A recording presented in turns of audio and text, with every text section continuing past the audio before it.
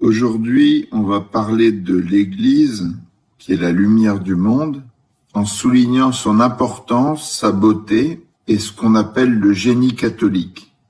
Alors ça peut paraître un peu paradoxal parce que quand on parle de l'Église aujourd'hui, c'est plutôt pour dire qu'elle est en crise. Mais en fait, si on regarde l'histoire, il faut relativiser parce que on peut dire qu'il n'y a aucun moment dans l'histoire où l'Église n'a pas été en crise d'une manière ou d'une autre.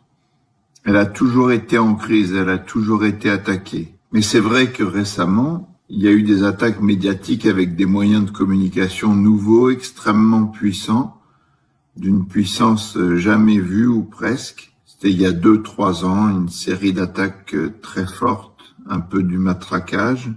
Et tout ça a invité à s'interroger et à répondre avec notre tout petit média. Qu'est-ce que l'Église ? Quel est son véritable bilan? Quels sont ses fruits? L'Église, c'est en fait une réalité paradoxale. Si on regarde très factuellement, on voit que d'un côté, il y a beaucoup de gens qui la détestent, beaucoup de gens qui la critiquent, et d'un autre côté, des gens qui l'aiment infiniment, qui vont jusqu'à lui donner entièrement leur vie dans la pauvreté, la chasteté, l'obéissance. C'est une réalité paradoxale parce qu'elle est à la fois une œuvre de Dieu, un mystère de foi, et une réalité absolument humaine, incarnée, parfois très pauvre. On dit classiquement qu'elle est une sainte catholique et apostolique. Mais en fait, elle est une et aussi diverse. Elle est sainte parce que le Christ l'a aimée, s'est livré pour elle, pour la rendre sainte et immaculée, mais elle est aussi composée de pécheurs. Elle est catholique, c'est-à-dire universelle, mais elle est aussi incarnée dans des églises locales. Elle est apostolique, mais elle est aussi charismatique. Voilà. On peut lui appliquer ce que disait saint Paul. Elle est forte, très forte de la grâce de Dieu, mais elle est aussi dans la faiblesse. À chaque fois, ce n'est pas l'un ou l'autre, mais l'un et l'autre. Il y a toujours ce balancement qu'on va retrouver longuement, qu'on appelle le « et catholique ». On va revenir là-dessus souvent parce que c'est la racine de ce génie catholique qui est cette capacité à embrasser la vérité dans toute sa catholicité, c'est-à-dire dans sa totalité. Voilà, on pourrait aborder le mystère de l'Église par le haut, comme l'a fait Vatican II, en disant qu'elle est le sacrement universel du salut, le signe et l'instrument de l'union intime de Dieu avec le genre humain. Mais ça sera plutôt notre conclusion. On peut aussi regarder l'Église à travers la Vierge Marie. On l'a fait dans une vidéo précédente. C'est un angle qui est très beau. À partir de Marie, mère de l'Église, icône de l'Église, mais même Marie, première Église, comme disaient Joseph Ratzinger et Hans Urs von Balthasar. On voit que Marie est à la fois Israël qui attend Jésus, elle est l'Église qui le prolonge et elle est celle qui a participé le plus intimement au mystère de l'incarnation et de la rédemption. Donc elle est celle qui accompagne le Christ avant, pendant, après, et dès l'origine, c'est avec Marie que les apôtres à la Pentecôte reçoivent l'Esprit Saint. Donc il y a de très belles choses à dire sur Marie et l'Église, bien sûr. Mais aujourd'hui, on va regarder ce mystère sous un angle particulier avec 2 axes principaux. Le premier, ça sera de rappeler la place centrale de l'Église dans le plan de Dieu. Et le deuxième, c'est de regarder les fruits de cette Église puisqu'on juge l'arbre à ses fruits. Ça va nous amener à détailler 7 parties. Une première partie pour voir que Jésus a institué l'Église d'une manière très réfléchie et que c'est le seul héritage qu'il nous laisse. Une deuxième pour voir que l'écriture est très importante, mais que l'écrit a de grandes faiblesses et que c'est pour ça que l'écriture est liée à l'Église de 1000 manières. On verra ensuite comment l'Église nous conduit à la vérité tout entière avec ce fameux « et catholique ». On parlera ensuite des hérésies qui détournent de la vérité, en particulier du protestantisme, qui est un cas d'école. Et puis on verra que l'Église a suscité la plus grande vague de charité au monde. Après, dans une partie plus spirituelle, on évoquera la prière de l'Église, qui est le cœur de sa vie. Et on terminera sur le magistère, parce que le magistère, c'est un peu le point clé pour bien voir à quel point il est raisonnable de reconnaître l'Église et nécessaire et indispensable de la suivre. Voilà. Mais si on veut comprendre l'Église, il faut d'abord revenir aux intentions de son fondateur. Qu'est-ce que Jésus a fait sur la terre ? En fait, pendant les 3 années de vie publique, il s'est surtout consacré à une chose, il a institué l'Église, et à la fin, il ne nous a rien laissé d'autre que l'Église. Quand il est passé sur terre, il n'a pas écrit une ligne, il n'a rien construit, il n'a pas fait de politique, il n'a pas fait de révolution, il n'a rien changé dans les lois de la cité, il n'a rien découvert en science, il n'a laissé aucune œuvre d'art, il n'a rien fait dans le domaine militaire, il n'a pas conquis de royaume. La seule chose qu'il a faite et sur laquelle il s'est concentré pendant 3 ans, ça a été d'appeler, d'enseigner, de former, d'organiser des hommes et des femmes qu'il a pris avec lui. Il en a choisi 12 et il les a institués. Ce mot est très important, c'est le mot d'institution. Quand Jésus choisit les 12, il se retire pendant une nuit de prière entière, puis il les appelle. Le texte de l'Évangile dit « Il en institua 12 pour qu'ils soient avec lui ». La seule chose qu'il leur demande, en fait, c'est d'être avec lui. C'est d'avoir des relations humaines avec lui pendant 3 ans pour qu'ils le connaissent intimement, pour qu'ils vivent une relation, qu'ils passent du temps avec lui et qu'ils deviennent des témoins véridiques, capables de transmettre tout ce qu'ils ont vu et entendu de Jésus en profondeur. Il faut vraiment s'arrêter sur ça et voir que l'œuvre du Christ sur la terre pendant ces 3 années de vie publique, ça a été de former des personnes, de leur parler, de les enseigner, de leur montrer comment il était, de se faire connaître d'eux dans une relation humaine. Pourquoi cette volonté du Christ ? Pour bien le comprendre, il faut peut-être élever un peu le regard et regarder tout en haut. Dieu est amour et Jésus, c'est la seconde personne de la Trinité. C'est un Dieu d'amour qui est un Dieu de relation. Donc ce qui l'intéresse en fait, ce sont les relations. Et c'est pour ça qu'il a voulu parler à des hommes, s'occuper des hommes et des femmes qui étaient avec lui et avoir avec eux une relation personnelle. On peut se poser la question, pourquoi est-ce que le Christ n'a pas dit à ses disciples, allez, prenez un papier, un crayon, notez, il y a un Dieu, 3 personnes, tac, tac, tac, je vous explique, vous allez comprendre, voilà le catéchisme. En fait, il y a 2 réponses. La première, c'est que l'écrit est radicalement insuffisant, on va le voir plus tard. Et la deuxième, c'est que il cherche pas à nous remplir de connaissances, ça a aucun intérêt pour lui. Mais ce qu'il cherche, c'est l'amour.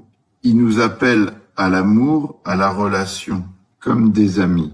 Alors qu'est-ce qu'il a fait donc ? Il a choisi des hommes, il les a institués et il les a revêtus de son autorité. Il leur a dit « Qui vous écoute, m'écoute ». Plus que ça, il s'est identifié à eux, c'est-à-dire que quand saint Paul persécute l'Église, le Christ lui apparaît en lui disant « Pourquoi me persécutes-tu » Donc, en persécutant les disciples, on persécute directement Jésus.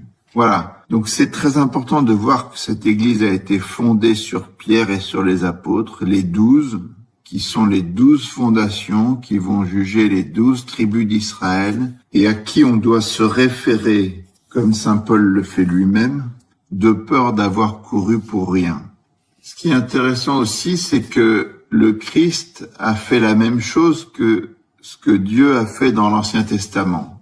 Quand Dieu se révèle à Moïse, il ne lui a pas donné la Bible, mais il lui a parlé pendant 40 jours sur le mont Sinaï, au sein du peuple qu'il a choisi, le peuple d'Israël, à qui il va donner une terre, la terre promise, une ville, Jérusalem, et un temple au cœur duquel il y a le Saint des Saints.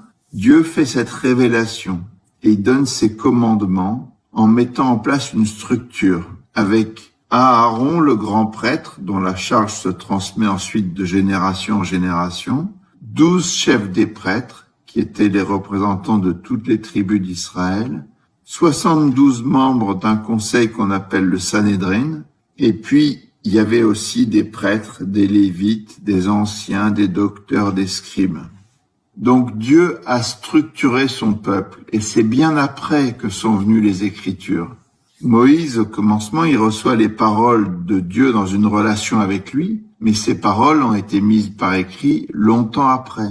Et puis, les prophètes qui sont venus encore plus tard ont écrit, et c'est aussi longtemps après que la structure que Dieu avait bâtie dans l'Ancien Testament a validé ou invalidé les paroles des prophètes selon qu'elles le reconnaissaient comme des vrais ou des faux prophètes. En fait, ce qui est très frappant, c'est que Jésus a fait exactement pareil.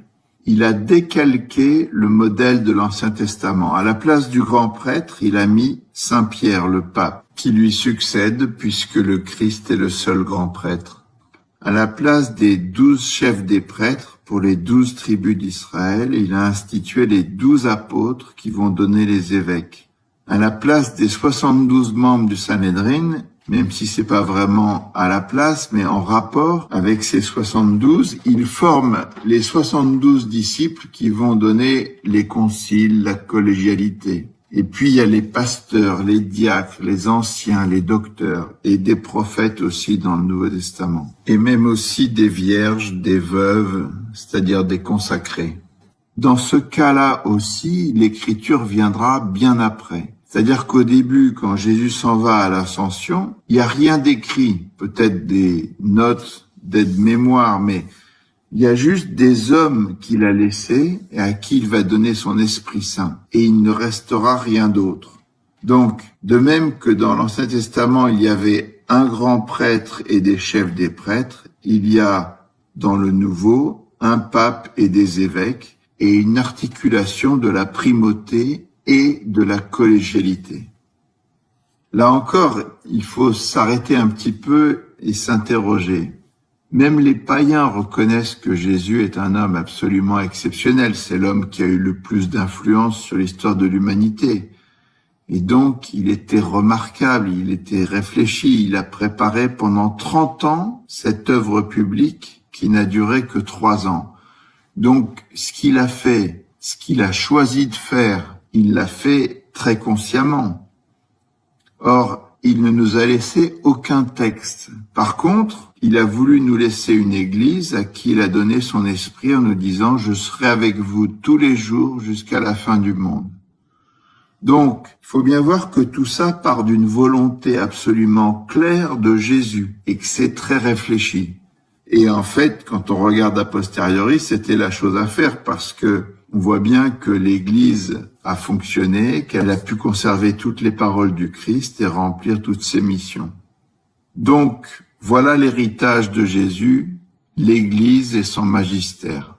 À cause de ça, on peut dire que c'est absurde de prendre la Bible sans l'Église. Saint Augustin nous dit « Je ne croirais pas l'Évangile si l'autorité de l'Église catholique ne me l'imposait pas. » Pourquoi ? Mais parce que c'est l'Église qui a reçu l'autorité du Christ. En fait, ce sont les premières églises qui ont écrit, qui ont rassemblé, qui ont édité et qui ont conservé tous ces textes. S'il n'y avait pas eu l'Église, il n'y aurait jamais eu l'Évangile. C'est elle qui a distingué les écrits qu'elle a jugés canoniques d'autres écrits qu'elle a jugés apocryphes. C'est elle qui a fait le tri. Et ensuite, après avoir permis la rédaction de ces textes, c'est elle qui a rassemblé, publié, conservé, diffusé l'ensemble du Nouveau Testament. Et c'est seulement en elle que ces textes reçoivent leur juste interprétation. Pourquoi ? Parce que l'écrit pose problème. L'écrit a en soi, par nature, une grande faiblesse, c'est qu'il faut l'interpréter. Et c'est un énorme problème. Platon a publié un texte sur la naissance de l'écriture, le mythe de Teute dans Phèdre, qui décrit l'écrit comme ayant l'apparence d'un être vivant, alors qu'en fait c'est un être mort qui ne répond pas quand on l'interroge. Le problème de l'interprétation est dénoncé immédiatement par Platon. Il dit que les hommes qui utiliseront l'écriture, ils auront l'illusion du savoir, mais en fait, ils ne sauront pas ce que savait celui qui a écrit. C'est très important parce que d'un côté, vous avez la réalité qui est extrêmement complexe, qui est nuancée, compliquée. Et de l'autre côté, pour être juste, il faut que notre idée soit en rapport avec cette réalité, c'est-à-dire complexe, nuancée, subtile. Et au milieu, pour faire correspondre ces deux choses, on a des mots qui sont univoques ou équivoques parfois, la plupart du temps ils sont équivoques, et qui disent peu de choses, c'est-à-dire que les mots ne peuvent pas rendre compte de la complexité de la réalité et de ses nuances. Les mots sont impuissants à exprimer justement la complexité, les nuances du réel, et c'est pour ça qu'ils sont radicalement insuffisants. On peut prendre des tas d'exemples. Quand l'Église dit « il y a un seul Dieu en trois personnes », qu'est-ce que ça veut dire « personne » ? Le mot « personne », avant de l'adopter, l'Église l'a écarté en disant « ça convient pas pour parler de Dieu » parce que « persona » en grec, ça veut dire les masques qu'on met dans le théâtre. C'est un mot qui en soi est pas adapté. Mais l'Église n'avait pas autre chose, donc elle a choisi de le garder en disant qu'il fallait bien l'interpréter. Elle a dit, on peut s'en servir pour parler de cette réalité, mais évidemment, cette réalité dépasse infiniment le mot. Si vous regardez aussi les paroles de Jésus à l'Eucharistie, « Ceci est mon corps, faites cela en mémoire de moi ». Ces mots sont insuffisants pour comprendre de quoi on parle. Il faut l'interprétation. Si vous prenez le chapitre 6 de Saint Jean, si on vous donne que le texte, vous êtes dans le flou le plus total. Il y a même des francs-maçons qui utilisent l'évangile de Saint Jean et qui lui font dire des tas de choses qui n'ont rien à voir avec l'esprit dans lequel ce texte a été écrit. Si Jésus avait écrit un texte et il nous avait laissé un texte, il y aurait 1000 manières de l'interpréter, on ne saurait pas ce que les mots et les phrases veulent dire exactement. Donc il a choisi une autre méthode. Encore une fois, il a formé des hommes, il les a constitués en corps, il leur a donné son Esprit Saint, il a garanti avec sa puissance que ce corps serait maintenu jusqu'à la fin des temps pour qu'on ait la juste interprétation de ces paroles qui ne passeront pas. Vous savez, il a dit, le ciel et la terre passeront, mais mes paroles ne passeront pas. Il fallait bien quelque chose pour le garantir. On peut dire que l'Église, c'est comme l'exécuteur testamentaire de Jésus. Quand un grand auteur veut que sa pensée ne soit pas trahie, il nomme un exécuteur testamentaire pour que dans l'avenir, on interprète de manière juste ces textes. Eh bien, l'Église, c'est l'exécuteur testamentaire de Jésus.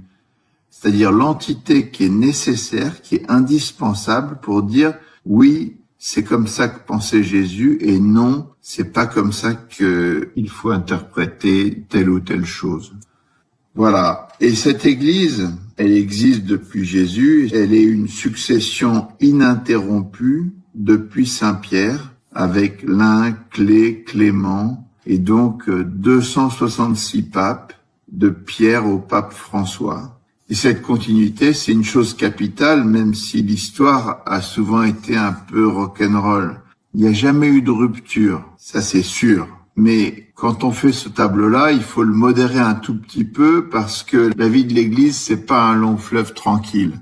Les 19 premiers papes sont morts martyrs. Il y a eu des persécutions sans nom. Il y a eu des moments où c'était les grandes invasions, des moments de crise affreuse, toutes sortes de crises. Parfois, il y a eu 3 papes, ou même des papes spécialement pécheurs, comme les Borgia. Et puis l'Évangile annonce un temps relativement court, heureusement, où même les élus pourront être égarés. Le catéchisme de l'Église catholique en parle au numéro 675, en décrivant ce moment d'une manière un peu mystérieuse comme une épreuve finale qui ébranlera la foi de nombreux croyants. Une imposture religieuse au prix de l'apostasie de la vérité, l'imposture de l'antéchrist qui viendra un jour et à laquelle la venue de Jésus mettra fin. Il y a beaucoup de textes sur tout ça dans l'Évangile et même d'une certaine manière dans le credo ou dans la prière du Notre Père. Le Christ reviendra de la même manière qu'on l'a vu s'en aller dans le ciel. Donc dans ce moment-là, comme dans d'autres moments dans l'histoire de l'Église, il sera peut-être pas si évident de suivre le vrai magistère, mais quoi qu'il arrive, le Christ et sa mère veillent sur les élus, qui sont quand même appelés à regarder les signes des temps et à se préparer à ces moments qui viendront un jour. Donc, quand on parle de cette assistance que le Christ a donnée à son Église, c'est au niveau de la grande histoire et sur un certain nombre de sujets. Dans le détail des choses, il y a des tiraillements, il y a plein de choses qui sont humainement fragiles et plein d'erreurs humaines. L'Église est pleine de faiblesses, mais elle est aussi très forte, car globalement, la promesse du Christ s'est complètement accomplie. Sur le temps long, dans l'histoire, quand on regarde d'un peu plus haut, l'Église a vraiment fait la preuve de sa résistance et de sa solidité. Enfin, l'Église catholique, elle est unique sur 3 choses. D'abord, elle a un chef incontesté, c'est-à-dire que si vous regardez toutes les autres religions, les orthodoxes, les protestants, le judaïsme, l'islam, le bouddhisme, l'hindouisme, tout ça, il y a une grande division. Il n'y a pas de chef, donc il n'y a pas d'unité. À partir de ce chef, il y a un magistère, c'est-à-dire la capacité de dire une parole unifiée pour l'ensemble de l'Église. Ça aussi, c'est unique dans l'Église catholique. Et la dernière chose qui est unique, c'est la possibilité de faire un catéchisme. Il n'y a aucune autre religion qui en est capable. Aucune grande religion n'est capable de faire un exposé organique, détaillé et cohérent de sa foi, parce qu'il y a trop de divergences, il n'y a pas de pôle d'unité. Voilà, donc cette idée que le Christ a laissé une église qui a un chef, un magistère et qui est capable de publier un catéchisme, c'est quelque chose de très puissant. Le cardinal Newman, qui vient d'être canonisé, qui était un très grand théologien catholique, avait très bien vu cela. Il était anglican d'origine, il s'est converti au catholicisme juste après la proclamation du dogme de l'infaillibilité pontificale, et il argumentait en disant que Dieu doit conserver ce qu'il a créé.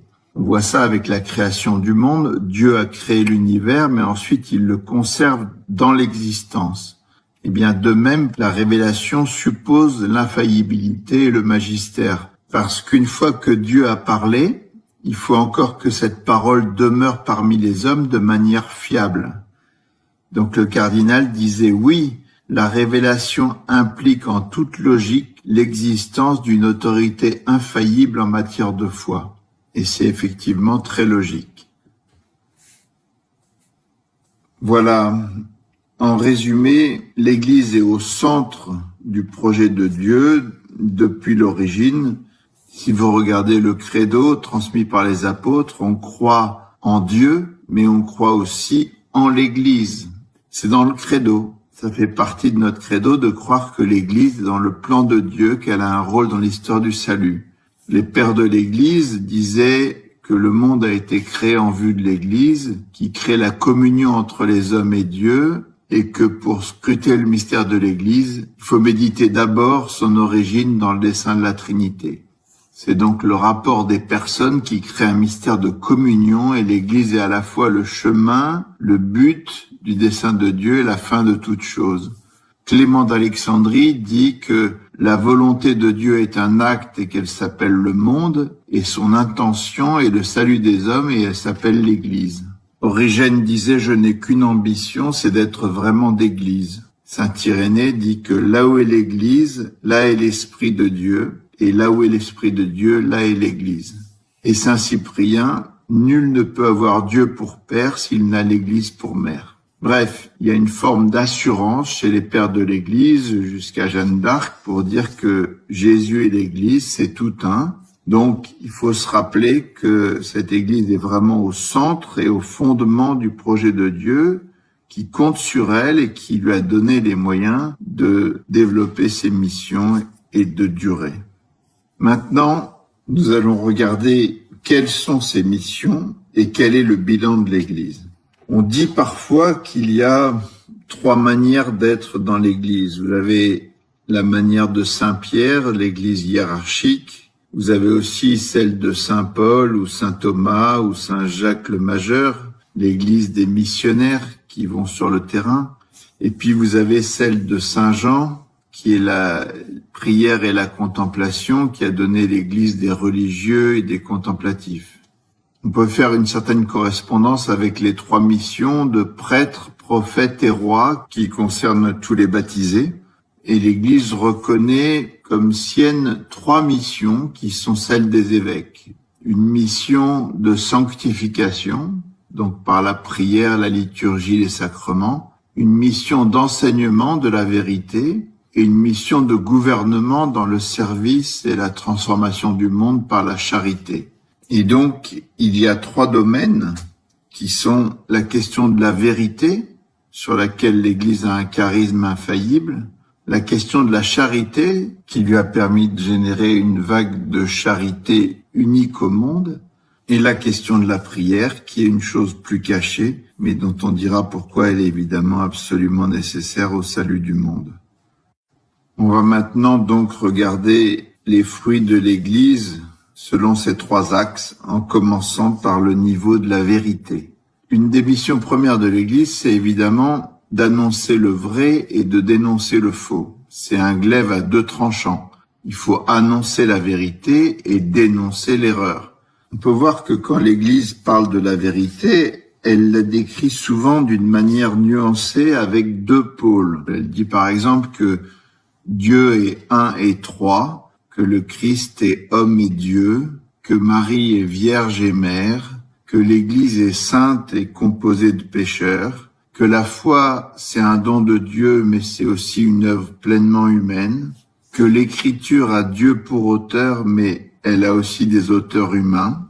Et puis on peut aller sur beaucoup de domaines comme ça. On peut dire que Dieu est cause première de tout, mais que l'homme est aussi cause de ses actes, que Dieu convertit, mais que l'homme participe, que Dieu juge à la fin des temps, mais que l'homme choisit son destin aussi par sa volonté et ses actes, que Dieu connaît l'avenir et que l'homme est libre, que Dieu endurcit le cœur de Pharaon, mais que Pharaon s'endurcit tout seul, que la volonté de Dieu s'accomplit toujours et que l'homme, des fois, n'accomplit pas cette volonté.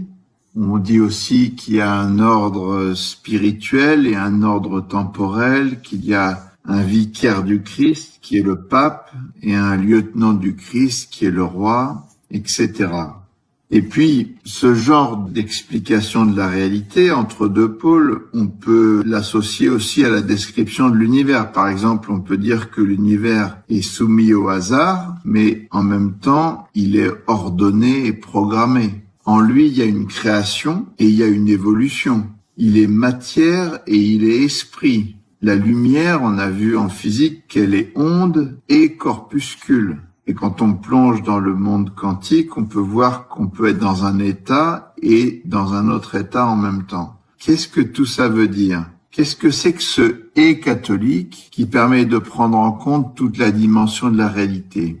En fait, dès le début, les évêques ont été confrontés à des gens qui voulaient simplifier dans une logique humaine. Ils disaient en fait le Christ c'est qu'un homme ou le Christ c'est qu'un Dieu. Mais non, l'Église a tenu en permanence les 2 pôles. Alors des fois ça peut paraître compliqué. Est-ce qu'on peut être à la fois carré et rond? En fait, si vous regardez cette figure, vous voyez qu'on peut la regarder sous un certain angle et elle est carrée et sous un autre angle elle est ronde. C'est vrai qu'elle est carrée, c'est vrai qu'elle est ronde, mais en réalité, si on veut voir la vérité dans toute sa plénitude, il faut changer de perspective et aller au-delà et voir comment elle peut être à la fois carrée et ronde, mais sur des plans différents. Bossuet disait « Il ne faut jamais abandonner les vérités une fois connues, quelques difficultés qui surviennent quand on veut les concilier. Il faut au contraire, pour ainsi dire, tenir fortement les 2 bouts de la chaîne, quoiqu'on ne voit pas toujours le milieu par où l'enchaînement se continue. » Par exemple, quand l'Église dit « On est sûr que le Christ est homme, et on est sûr aussi qu'il est Dieu. » Mais comment ça se passe?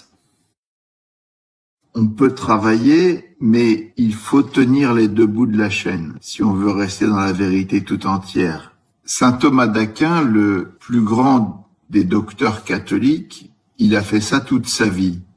Si vous regardez la Somme théologique, vous verrez que sur chaque question, il dit dans un certain sens, on peut penser comme ça. Dans un autre sens, on peut penser autrement. Voilà la solution. Et voilà comment on peut résoudre les différentes contradictions apparentes.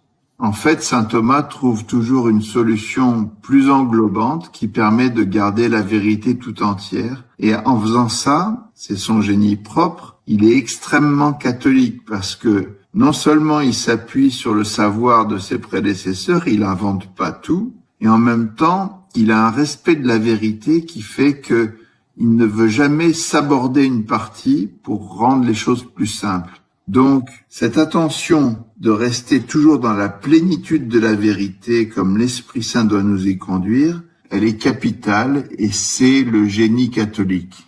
La question qui se pose après naturellement, c'est de savoir si on peut classer quelque peu ces binômes.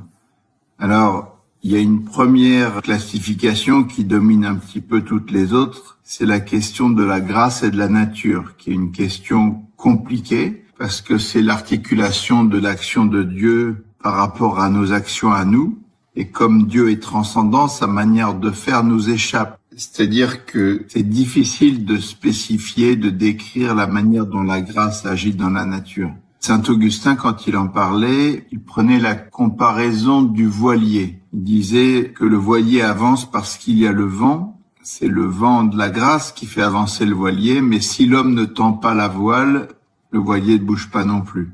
Donc, il y a deux actions pour que ça marche. Il faut que la grâce et la nature se combinent. Il faut que l'homme agisse en ce qui le concerne et que ça n'empêche pas l'action de Dieu qui est primordiale. Une autre comparaison qui a été prise dans l'histoire de l'Église, c'est l'instrument de musique. Vous avez trois niveaux. Il y a celui qui fait la partition d'un côté, puis vous avez le musicien et l'instrument. La musique, elle est 100% de l'instrument. Elle est aussi 100% du musicien, mais sur des plans différents. Donc on voit un peu comment les choses peuvent s'articuler.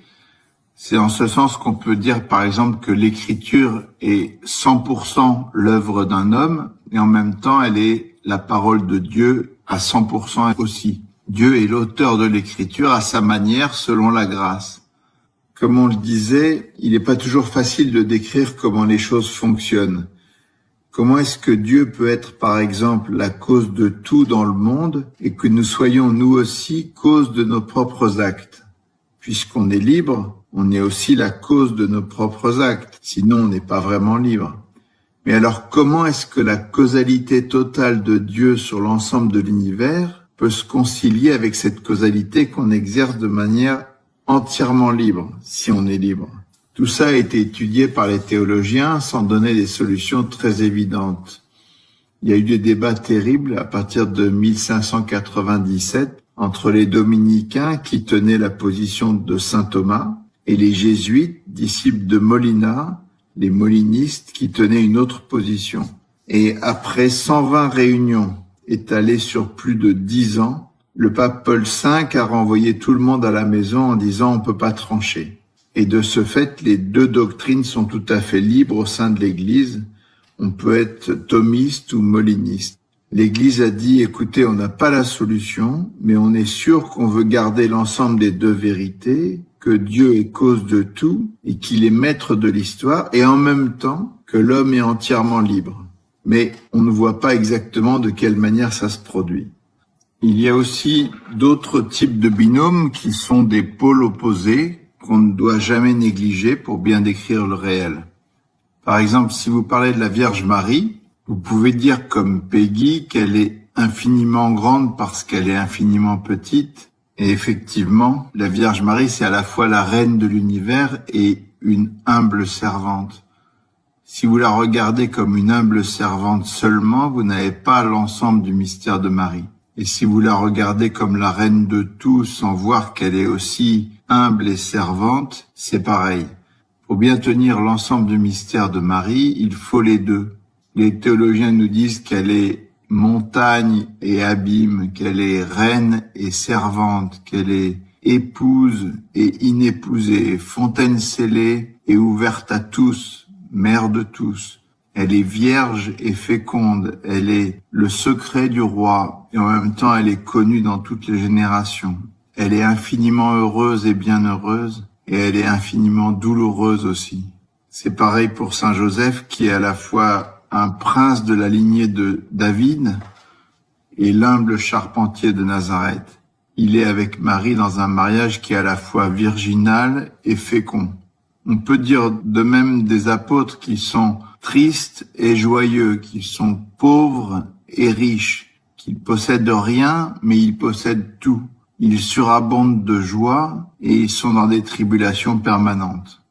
Pour le pape, on peut dire qu'il est le pontife suprême de l'Église universelle et en même temps il est l'évêque de Rome. L'Église, elle est le nouvel Israël et l'ancien Israël n'est pas rejeté. À chaque fois, si on oublie un des pôles, on est dans l'erreur. Et on peut prolonger à d'autres exemples. Par exemple, l'homme est poussière et image de Dieu. Il est doué d'intelligence et de volonté libre. Il est éduqué avec l'inné et l'acquis.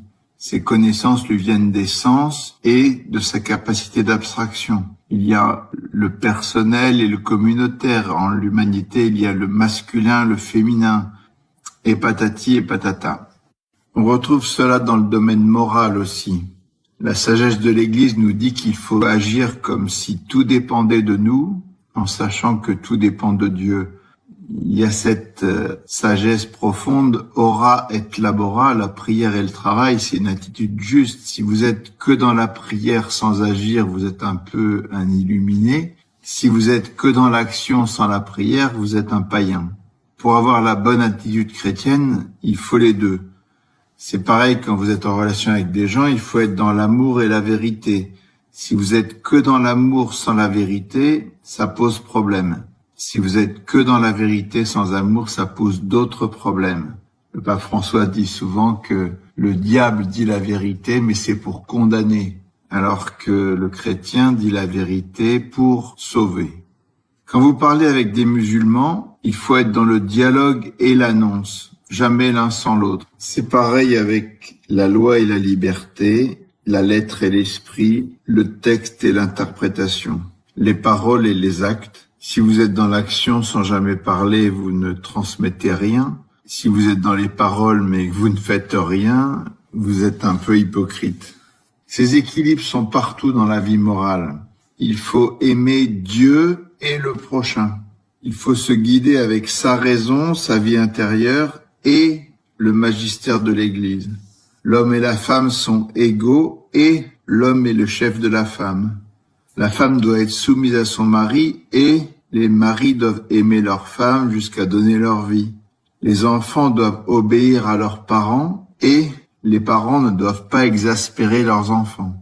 Et il faut honorer son père et sa mère et en même temps il faut les haïr au sens de donner à Dieu la primauté. Il faut être à la fois conservateur et progressiste pour tirer de son trésor du neuf et de l'ancien. Il faut tenir compte du logos, c'est-à-dire de la raison, et du pathos, c'est-à-dire du sentiment humain. Il faut regarder le ciel et la terre, il faut être éclairé par la foi et la raison. C'est pareil avec la prudence, le courage, la tempérance, la générosité. Tout ça, ce sont des équilibres entre des pôles excessifs. Bref, tout ce qui concerne le « et » catholique, c'est un art de l'équilibre. Et cet art de l'équilibre est détruit par ce qu'on appelle l'hérésie. Comment fonctionne une hérésie? Au lieu de garder les deux pôles, en fait, fondamentalement, elles en choisissent un. Hérésie, ça veut dire choix. Le procédé est un peu toujours le même. Vous avez à l'origine un grand esprit, quelqu'un de brillant, qui voit très très bien une partie de la vérité, mais qui en oublie une autre. Quand Pie XI condamne le communisme, il dit « Les plus grandes erreurs ont toujours une part de vérité sans quoi elles n'auraient aucune attirance ». Par exemple, Marx a très bien vu que l'argent était important et que la condition des ouvriers était dramatique, qu'il y avait une certaine lutte des classes, mais il en a fait un absolu, c'est devenu une erreur. Pour Freud, c'est pareil, il a vu que l'attirance sexuelle était importante, le désir sexuel, mais il en a fait un absolu et c'est devenu une erreur. Quand vous avez Nietzsche, Darwin, c'est pareil.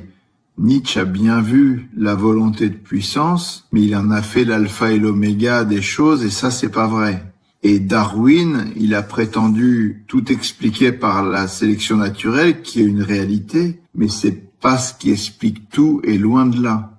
Donc, quand on pousse une vérité à un niveau absolu, ça devient une erreur. Les plus grandes erreurs sont souvent des vérités partielles, on va dire. C'est des manières de voir une partie de la vérité, mais sans le génie catholique qui consiste à garder les équilibres. Et alors, on a un cas typique et absolu de l'hérésie, c'est le protestantisme. Parce que dans le protestantisme, ce choix est proclamé, il est caricatural, c'est-à-dire que les protestants disent il y a 5 sola. Sola scriptura, sola fide, sola gratias, solus Christus et soli Deo gloria. C'est-à-dire seulement l'écriture, la foi, la grâce, Dieu et le Christ. Alors bien sûr, on n'a rien contre l'écriture, on doit vénérer l'écriture, mais si on oublie la tradition, c'est un problème. Parce que c'est écriture et tradition. On n'a rien contre la foi, mais si on oublie les œuvres, c'est pas bien. La grâce, c'est pareil. C'est la grâce et la nature. Le Christ, oui, évidemment, mais le Christ et l'Église, parce qu'il l'a voulu ainsi. Et la gloire de Dieu, oui, mais sans oublier les mérites des saints, parce que c'est lui-même qui veut les honorer. Voilà. Alors on va critiquer un peu le protestantisme. C'est pas pour être méchant, mais les protestants ne se gênent pas pour critiquer l'Église catholique quand ils le sentent nécessaire, et c'est souvent nécessaire. Mais nous aussi, il faut qu'on soit dans la vérité par rapport à eux, parce que la vérité, ça oblige à dire d'abord qu'ils ont des qualités extraordinaires, ils nous ont apporté beaucoup.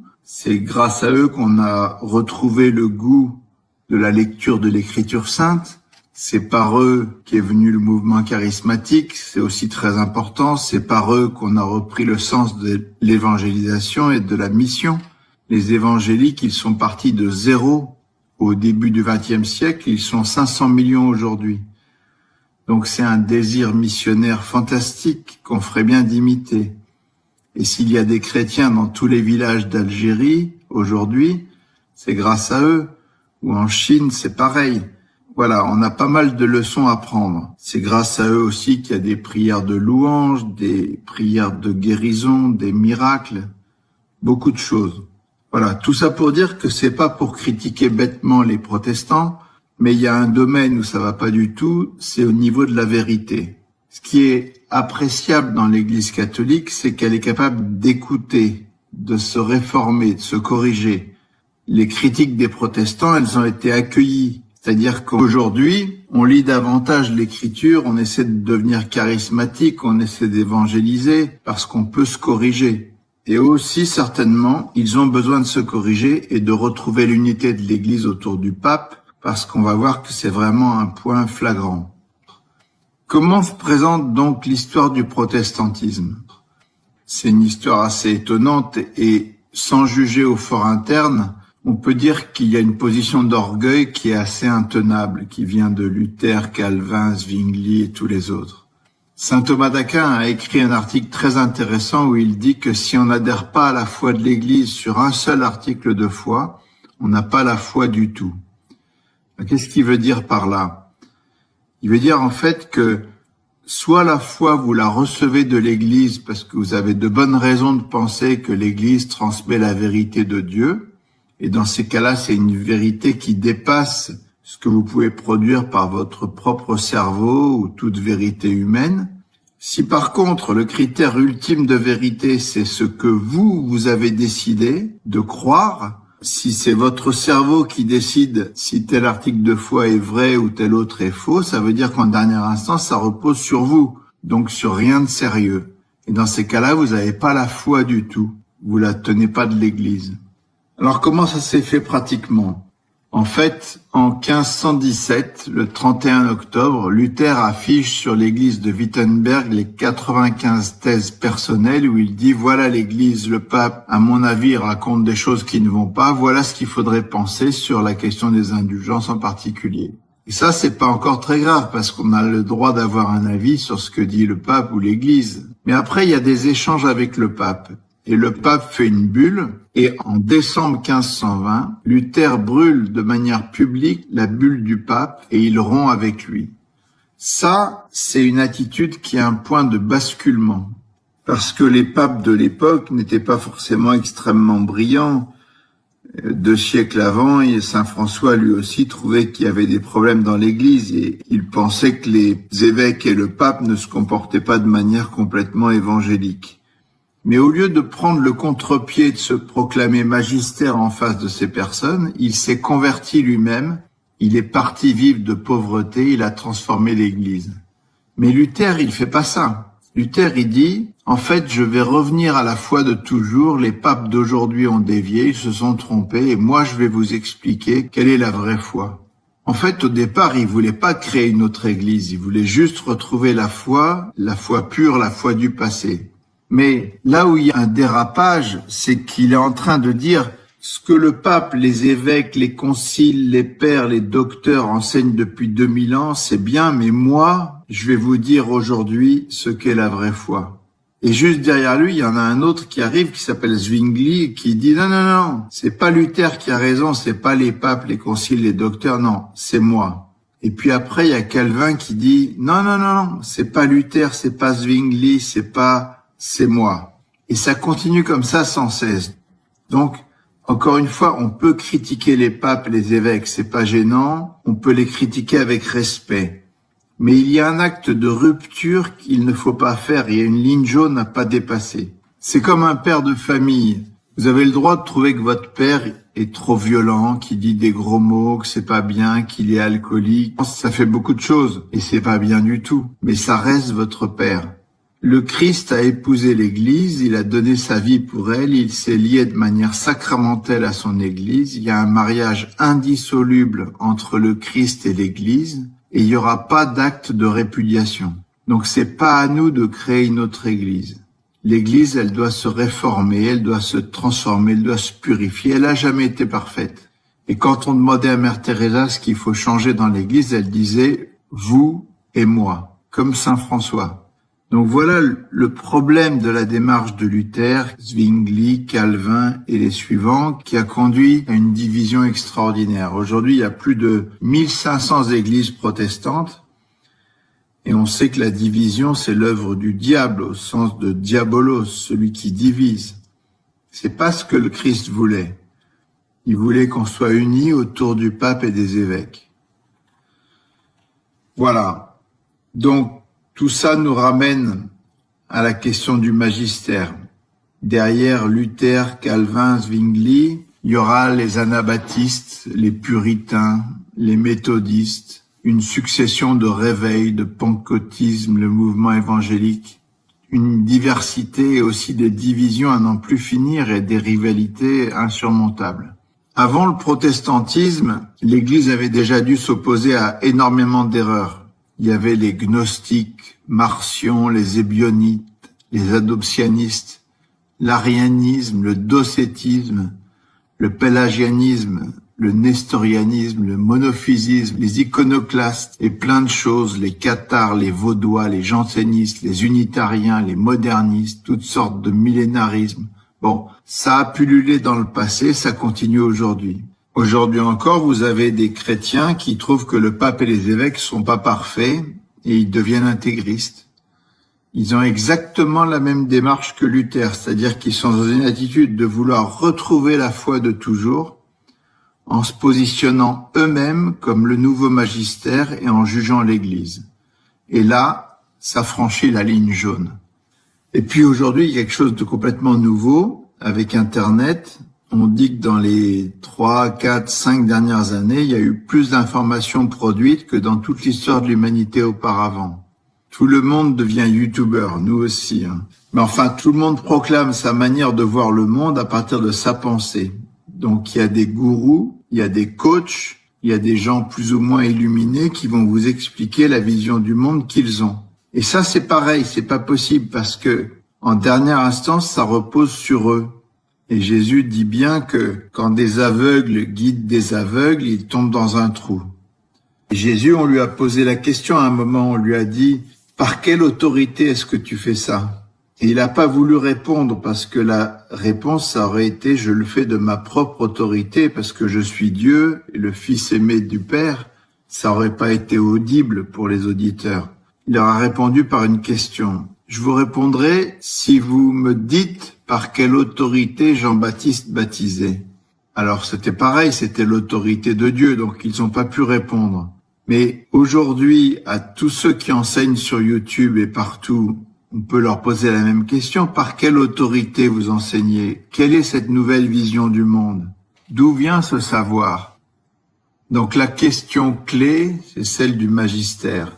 Est-ce que c'est un magistère qui vient des hommes ou est-ce que ça vient de Dieu? Luther, à un moment, il décide qu'il est en capacité de juger avec son jugement à lui, que ce que fait le pape n'est pas bon. Et cet acte de juger l'Église par son propre jugement, c'est en fait un transfert de magistère. C'est-à-dire que le magistère que le Christ a donné à son Église et qui lui permet de juger des choses, on se l'approprie. Or ça va pas. Le seul magistère qui a été fondé par Jésus, c'est le magistère de l'Église. Il est fondé sur le pape et les évêques. Tous les autres magistères, ce sont des hommes qui les ont créés. Toutes les religions, tous les groupes humains qui se constituent sont obligés à un moment ou à un autre de mettre en place un système de magistère. Les témoins de Jéhovah, par exemple, quand ils ont créé leur groupe, ils ont refusé l'Église. Mais qu'est-ce qu'ils ont fait juste après? Ils ont créé un collège central qui est doctrinalement la référence. Donc ils l'ont créé humainement. Ils ont inventé un système pour devenir un magistère parce qu'il en faut un pour tout groupe humain. C'est pareil pour les juifs, pour l'islam, pour les communautés protestantes, pour les intégristes. Comme ce sont des collectivités, ils sont bien obligés de trouver des modèles pour gérer les questions quand elles se posent. Donc il faut mettre en place des structures, des mécanismes, des méthodes qui sont humaines. Tous les hérétiques, tous les groupes humains, et même les communautés sur Internet qui suivent des gourous, des coachs, des illuminés, ils ont une forme de magistère. Le problème, c'est que quand vous récusez le magistère institué par Jésus, vous êtes obligé d'en créer un vous-même, le vôtre. Mais ça ne tient pas parce que vous n'êtes qu'un homme ou un groupe d'hommes et non pas Dieu. C'est l'erreur de tous les hérétiques. Ça, c'est un point qui est absolument capital et sur lequel il fallait quand même insister un peu, même si les protestants ont énormément de qualités et qu'on a des leçons à prendre chez eux. Sur le plan de la vérité, ce sont eux qui ont des leçons à prendre chez nous, parce que dans leur communauté, il y a un vrai problème à ce niveau-là. Voilà. Il y a deux choses, sinon, que le Christ se réserve à lui tout seul, qui lui sont propres. C'est d'être le berger, le seul berger et le seul juge. Il est le berger, le vrai berger qui donne sa vie pour ses brebis. Et il dit même que tous ceux qui sont venus avant lui sont des voleurs et des bandits. Mais ce berger a dit à Pierre, « Sois le berger de mes brebis ». C'est-à-dire qu'il a transmis sa charge d'être le berger, le pasteur, à un homme qu'il a choisi, qu'il a désigné, qu'il a institué. Et donc, il faut accueillir et respecter ce choix. Et puis, il est le juge. Donc, c'est pas à nous de juger qui que ce soit.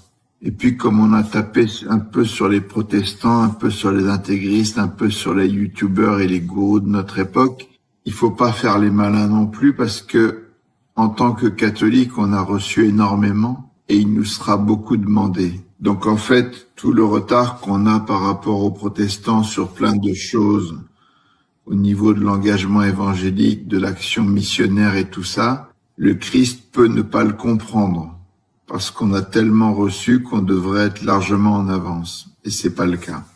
Voilà, donc chacun doit balayer devant sa porte et ne pas juger puisque le Christ est le seul juge.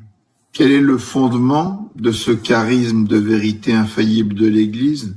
Il est basé sur des tas de promesses du Christ à Pierre et à ses apôtres. Il leur a dit « Qui vous écoute m'écoute, qui vous rejette me rejette ».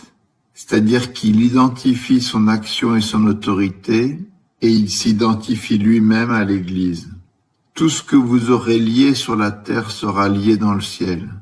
L'esprit de vérité que je vous donne vous conduira dans la vérité tout entière. Je suis avec vous tous les jours jusqu'à la fin du monde. Il a dit à Pierre, tu es Pierre, et sur cette pierre je bâtirai mon église, la puissance de la mort ne l'emportera pas sur elle.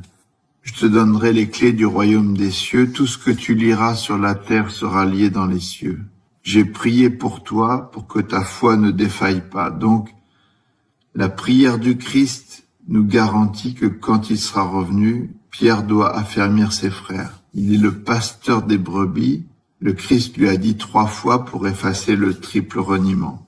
Il y a autre chose de très beau dans l'évangile, c'est que on sait que Jésus ne se prive pas de critiquer les pharisiens. Mais en fait, ce qu'il critique chez les pharisiens, c'est pas la vérité de la doctrine. Au contraire, les pharisiens, ils croyaient en Dieu, ils croyaient en Moïse, ils croyaient en la résurrection, ils avaient la vraie foi. Ce que critique Jésus, c'est leur attitude. Ils sont hypocrites. Mais quand on le questionne à propos des pharisiens, il dit « Les scribes et les pharisiens enseignent dans la chair de Moïse. Donc tout ce qu'ils disent, faites-le. Mais ne faites pas comme ils font, ne faites pas d'après leurs actes, parce qu'ils disent et ne font pas. » En fait, en disant ça, il reconnaît que les scribes et les pharisiens enseignent de manière légitime dans la chair de Moïse. Qu'est-ce que c'est que la chair de Moïse? Il y a eu Moïse, Josué, Othniel, Éhud, Samgar. Il y a une succession de gens qui ont reçu l'imposition des mains et qui avaient la légitimité pour représenter le peuple de Dieu jusqu'aux pharisiens du temps de Jésus qui enseignent donc dans la chair de Moïse. Et la chair de Saint-Pierre, c'est pareil. C'est au-dessus de la chair de Moïse, évidemment, comme le Christ est au-dessus de Moïse. Et si on doit respecter la chair de Moïse, combien plus on doit respecter la chair de Saint-Pierre? C'est une transmission de la même manière, par imposition des mains, de proche en proche, depuis Saint-Pierre jusqu'au pape François. Encore un mot, il y a eu des protestants qui ont été bousculés, même convertis sur cette phrase de Saint Paul qui dit que l'Église du Dieu vivant est la colonne et le support de la vérité. Il se disait, c'est bizarre parce que dans notre foi, d'habitude, on aurait pu dire que c'est la Bible qui est la colonne et le support de la vérité. Or, ce qui est écrit en 1 Timothée 3,15, c'est bien que c'est l'Église, cette colonne et ce support de la vérité. Donc, l'Écriture elle-même renvoie directement et clairement à l'Église. Voilà. Il y a aussi, bien sûr, toute une série de grands saints qui ont défendu la vérité de toutes les manières dans l'histoire de l'Église, et on peut dire que ce bilan est assez incroyable. Il y a un charisme spécial de vérité qui s'est manifesté tout au long de l'histoire, et on a besoin de l'Église comme Philippe avec l'Éthiopien. Quand l'Éthiopien lit la Bible, il lui demande « Est-ce que tu comprends ce que tu lis ?» Et lui, il répond « Comment est-ce que je le pourrais si personne ne m'explique ?» Donc on a besoin de l'Église. Point. Deuxième sujet, l'amour. Évidemment, l'Église a toujours été engagée de manière absolue dans les œuvres de charité depuis les apôtres jusqu'à Mère Teresa, en passant par des tas de saints comme Saint Martin, Saint Vincent de Paul. Il y a des tas de témoins dans tous les pays, dans tous les siècles. L'amour, c'est le cœur de la machine. Mais quand on parle de ça, souvent, on nous renvoie dans la figure, on va dire, une dizaine de choses du passé qui sont le Moyen-Âge, les croisades, l'Inquisition, les Borgia, Galilée, la Saint-Barthélemy, l'esclavage, Pie XII, la place des femmes et maintenant la pédophilie. En général, on se laisse enfermer sur ces sujets-là qui sont passablement déformés dans les manuels scolaires et qui ne représentent quantitativement pas grand-chose. Bien sûr, il faut pas nier qu'il y a eu des moments plus durs que d'autres, mais la question c'est de savoir si c'est représentatif du bilan de l'Église ou pas. Déjà, chacun de ces dossiers mérite d'être analysé et révisé. On l'a fait un peu sur le site l'égliselumièredumonde.com, où vous trouverez un petit dossier sur chacun de ces 10 points qui explique que la réalité n'est pas tellement ce qu'on nous raconte. Le but n'est bien sûr pas de nier le mal qui existe, effectivement. On dit d'ailleurs que la corruption des meilleurs, ça donne le pire. Corruptio optimi pessima. C'est vrai qu'il y a des quantités de cas dans l'Église. On peut même dire que Staline, Pol Pot, Castro étaient des séminaristes au départ, que Hitler était catholique au départ. Marx et Engels étaient assez religieux aussi. Voilà, donc c'est souvent les pires, c'est souvent les gens qui sortent de chez nous, qui ont été des croyants, c'est vrai. Mais ce qui est aussi vrai, c'est que c'est pas parce que le musicien joue mal que la partition est fausse, comme disait André Frossard, et on insiste énormément sur ces cas. Montesquieu reconnaissait tout ça, il disait « C'est mal raisonné contre la religion de rassembler dans un grand ouvrage une longue énumération de mots qu'elle a produits, si on ne fait de même celle des biens qu'elle a faits. Si je voulais raconter tous les maux qu'on produit dans le monde, les lois civiles, la monarchie, le gouvernement républicain, je dirais des choses effroyables. » Donc on insiste trop sur ces choses-là. Et puis quand on voit des choses pas terribles qui ont été faites par des chrétiens, est-ce qu'elles ont été faites parce qu'ils sont chrétiens ou alors qu'ils sont chrétiens? C'est-à-dire que est-ce que les péchés des chrétiens sont commis à cause de la foi ou malgré elle? Souvent, c'est en trahison complète du Christ. Bref, il y a eu des choses qui ont été mauvaises, mais on insiste beaucoup là-dessus. Et ces points ne sont pas représentatifs de l'ensemble de l'image. Donc c'est ça qu'il faut remettre dans l'ordre. Il faut regarder la réalité, les grands chiffres et juger de tout ça valablement. Une deuxième raison de la déformation de la vision, c'est que les médias ont un tropisme anticlérical, progressiste et porté au scandale. D'abord donc, l'idéologie dominante actuellement est complètement anticléricale à cause de l'histoire qui a été un combat pour s'émanciper de la tutelle de l'Église sur la société. Donc il y a une volonté d'exagérer, d'accuser l'Église comme celui qui veut tuer son chien l'accuse de la rage. Il y a une deuxième raison qui est que les médias sont par nature progressistes. Un média doit toujours faire du nouveau. Si votre message, c'est que Jésus est exactement comme on vous l'a toujours raconté depuis 2000 ans, ça intéresse personne. Par contre, si on vous invente une histoire complètement abracadabrantesque avec Jésus et Marie-Madeleine, même si ça n'a aucun élément de crédibilité, ça peut faire la une du journal parce que c'est nouveau, attractif. Et ce qui intéresse les journaux, c'est aussi ce qui est de l'ordre du scandale. C'est une troisième clé. Il y a plus d'intérêt à commenter un arbre qui tombe plutôt qu'une forêt qui pousse. Voilà, pour ces trois raisons, il y a un matraquage médiatique qui insiste sur les travers de l'Église et qui ne pointe que sur ça. Mais maintenant, si vous essayez de regarder véritablement le bilan de l'Église, qu'est-ce que c'est? En fait, l'Église, c'est une multitude d'hommes et de femmes dans tous les siècles qui ont donné leur vie par amour pour leurs frères, dans la pauvreté, la chasteté, l'obéissance, qui sont allés donner leurs biens, servir les pauvres, servir Dieu, comme on le voit dans les Actes des Apôtres, dans l'Antiquité, dans tous les ordres religieux. Ils ont civilisé, ils ont prié, construit, soigné, aidé, ils sont allés au-devant des besoins de tous les hommes, dans tous les pays, dans tous les coins du monde, dans tous les siècles. C'est un bilan comme personne ne peut en avoir. Alors, comment est-ce qu'on peut s'en convaincre? La première manière, elle est simple, c'est d'aller regarder près de chez vous, dans votre expérience personnelle. Tout le monde peut voir autour de lui des bonnes sœurs, des chrétiens engagés, voir la réalité de leurs actions, les engagements de leur vie, et vous verrez, c'est admirable, il n'y a aucun autre mouvement dans le monde qui fait la même chose. Mais vous pouvez regarder aussi cette réalité d'une manière plus objective avec les chiffres et les statistiques publiques. Dans le monde aujourd'hui, il y a plus de 600 000 sœurs et religieuses qui se dévouent tous les jours dans tous les services possibles pour aider les besoins des nécessiteux.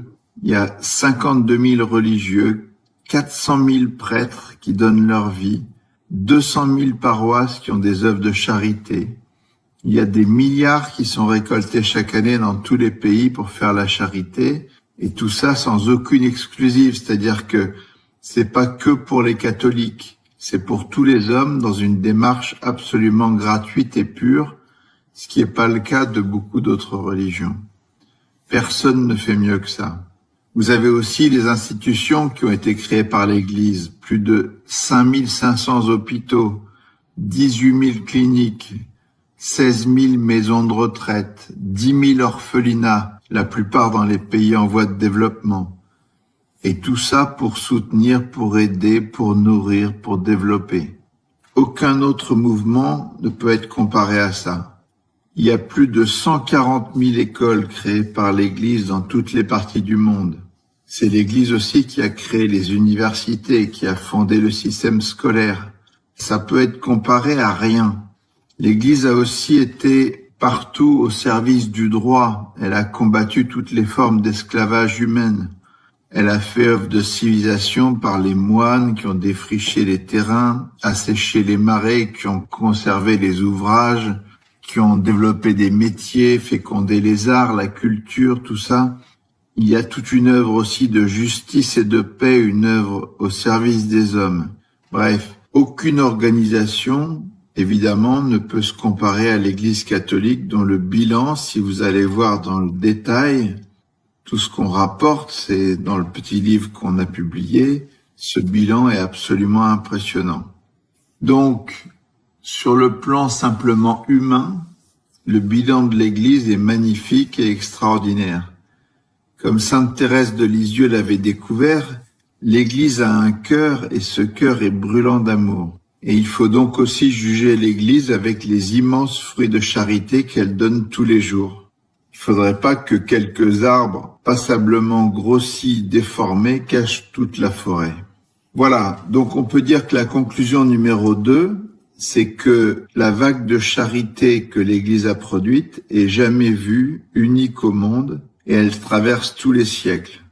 Là aussi, il y a une liste de témoins innombrables, témoins de la charité, témoins aussi de la science qui a permis à l'homme de progresser. L'Église a été en pointe dans tous ces domaines. C'est pour ça que c'est dans les pays chrétiens que la science s'est développée, que la vie des hommes a été améliorée par la science et la technique. Enfin, il y a le niveau de la prière. C'est peut-être le niveau le moins compris, mais c'est le cœur de l'Église. Parce que l'Église est d'abord et avant tout une réalité spirituelle qui a pour but d'unir les hommes à Dieu et de les conduire au ciel. Le catéchisme le dit clairement, c'est le but premier de l'Église. Alors, c'est pas évident, mais il faut essayer de se rendre compte de ce que c'est que cette prière, de se rendre compte de cette réalité qui est cachée, mais qui est présente dans tous les coins du monde, dans l'intimité de chacun, dans les églises, dans la clôture des monastères. C'est pas visible aux yeux du monde, cette action, cette présence, cette prière, cette intercession que l'Église fait auprès des pauvres, auprès des mourants, auprès des personnes abandonnées, auprès de tous ceux qui ne sont rien pour le monde. Et puis il y a le culte, la liturgie, toutes les églises chrétiennes dans tous les coins du monde. Le mont Athos, par exemple, c'est une petite république où il n'y a que des moines qui vivent dans des conditions extraordinaires, mais il y a des gens qui prient dans des monastères en Russie, au fin fond de la Sibérie, dans le désert du Sinaï, en Israël, en Éthiopie, dans tous les coins du monde. Il y a des gens qui prient le chapelet par millions, suite aux apparitions de la Vierge Marie. Il y a une œuvre de prière et d'intercession qui n'est comparable à rien, d'autant qu'elle est dans la vérité et qu'elle est efficace par les sacrements. Tout ce mouvement de prière et de cœur à cœur avec Dieu, il se déploie en dehors des journaux, en dehors de tout ce qui fait du bruit, de tout ce qui est prestigieux, mondain, clinquant, visible, dont la Bible nous dit que ce sont souvent des choses abominables aux yeux de Dieu. Bien au contraire, la prière, le bien, les personnes cachées, humbles, les saints qui soutiennent le monde par leur prière et leur sacrifice, c'est la réalité la plus profonde qui porte le destin du monde, mais elle est invisible aux yeux des hommes. Elle passe par l'engagement des prêtres, des mystiques, des religieux qui offrent leur souffrance pour le monde dans la communion des saints, qui chantent les louanges de Dieu, qui intercèdent pour leurs frères et sœurs. La question c'est, est-ce que le monde pourrait tenir sans ça? Il pourrait peut-être tenir matériellement, mais les comptes véritables, on les fera au ciel. C'est-à-dire que le royaume de Dieu aurait-il pu s'ouvrir largement à tous les hommes sans cette prière? Certainement pas. Ça reste du domaine de la foi et du domaine caché, mais on peut être convaincu qu'au ciel, on se rendra compte de l'importance de cette prière, qui aura été la sève du monde, qui aura changé le monde et qui aura porté d'innombrables âmes au royaume de Dieu. Quand on conclut notre petit livre, on dit en résumé que la vérité est une, mais l'erreur est multiple, et que c'est pour ça que Jésus a laissé son Église. Pourtant, malheureusement, les hommes d'aujourd'hui ont bien du mal à reconnaître ce trésor.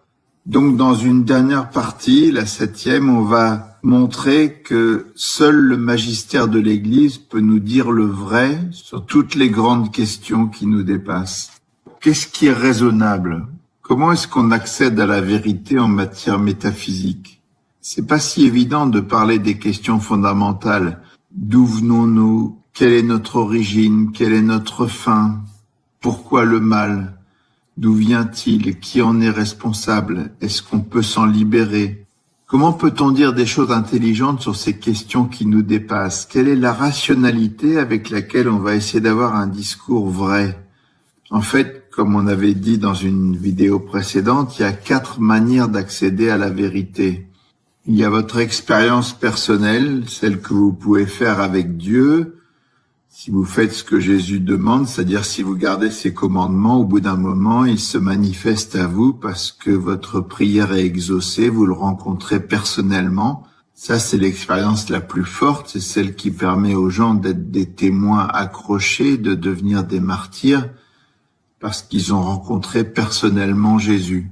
Vous avez aussi le témoignage des gens que vous rencontrez, ou le témoignage des saints. Et puis, il y a les 2 livres dont parle saint Augustin, le livre de la création, qu'on découvre par la raison, et le livre de la révélation, qui est accessible par la foi. Avec la raison, vous pouvez constater des expériences personnelles, vous pouvez évaluer la crédibilité des témoignages, et vous pouvez réfléchir sur tout ce qui vous est accessible dans la création, c'est-à-dire accessible à vos sens, le toucher, le visuel, tout ça, ou même un peu plus loin, accessible à votre raisonnement scientifique, expérimental, par la physique, la biologie, les mathématiques. Vous pouvez déduire beaucoup de choses sur le monde qui vous entoure. Et en ces matières, saint Thomas dit que l'argument d'autorité, c'est le plus faible des arguments, parce qu'il vaut mieux entrer en matière de démonstration. Par contre, pour toutes les vérités qui nous sont inaccessibles, on ne peut pas répondre valablement autrement que par la foi et la révélation.